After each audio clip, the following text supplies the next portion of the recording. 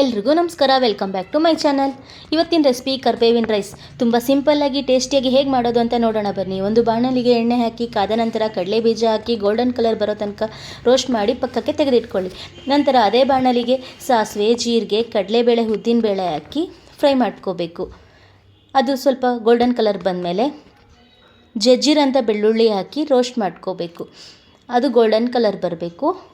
Golden colour ಬಂದ ನಂತರ ಉದ್ದುದ್ದ ಹೆಚ್ಚಿಟ್ಕೊಂಡಿರೋಂತಹ ಈರುಳ್ಳಿಯನ್ನು ಹಾಕಿ ಫ್ರೈ ಮಾಡ್ಕೋಬೇಕು.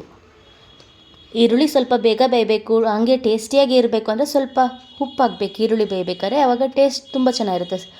ಒಂದು ಅರ್ಧ ಸ್ಪೂನಷ್ಟು ಉಪ್ಪು ಹಾಕಿ ಮತ್ತೆ ಮಿಕ್ಸ್ ಮಾಡ್ಕೊಳ್ಳಿ. ನಂತರ ಸ್ವಲ್ಪ ಅರಿಶಿಣ ಹಾಕಿ ಫ್ರೈ ಮಾಡ್ಕೊಳ್ಳಿ. ನಮಗೆ ಖಾರಕ್ಕೆ ಎಷ್ಟು ಬೇಕೋ ಅಷ್ಟು ಹಸಿಮೆಣ್ಸಿನ್ಕಾಯಿ ತರಿಯಾಗಿ ರುಬ್ಬಿಟ್ಕೋಬೇಕು. ಅದನ್ನು ಹಾಕಿ ಹಸಿ ವಾಸನೆ ಹೋಗೋ ತನಕ ಫ್ರೈ ಮಾಡಬೇಕು.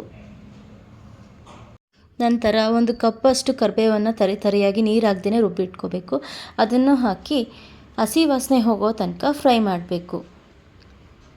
ಒಂದು ಸ್ವಲ್ಪನೂ ಹಸಿ ವಾಸನೆ ಬರಬಾರ್ದು, ಆಗ ತುಂಬ ಟೇಸ್ಟಾಗಿ ಚೆನ್ನಾಗಿರುತ್ತೆ. ಹಸಿ ವಾಸನೆ ಹೋಗೋ ತನಕ ಫ್ರೈ ಮಾಡಿಕೊಂಡು ನಂತರ ಮುಂಚೆನೇ ಹುರಿದಿಟ್ಕೊಂಡಿರೋಂತಹ ಕಡಲೆ ಬೀಜನ ಹಾಕಿ ಮಿಕ್ಸ್ ಮಾಡ್ಕೋಬೇಕು. ಯಾವುದೇ ತರಹಂಥ ಒಂದು ಸ್ವಲ್ಪನೂ ಹಸಿ ವಾಸನೆ ಬರಬಾರ್ದು, ಹಾಗೆ ಚೆನ್ನಾಗಿ ಫ್ರೈ ಮಾಡ್ಕೋಬೇಕು.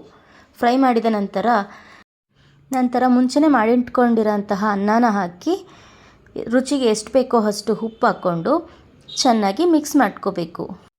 ಮಿಕ್ಸ್ ಮಾಡಿದ ನಂತರ ಒಂದು ಅರ್ಧ ಹೋಳಷ್ಟು ನಿಂಬೆಹಣ್ಣು ಹಾಕ್ಬಿಟ್ಟು ಚೆನ್ನಾಗಿ ಮಿಕ್ಸ್ ಮಾಡ್ಕೋಬೇಕು.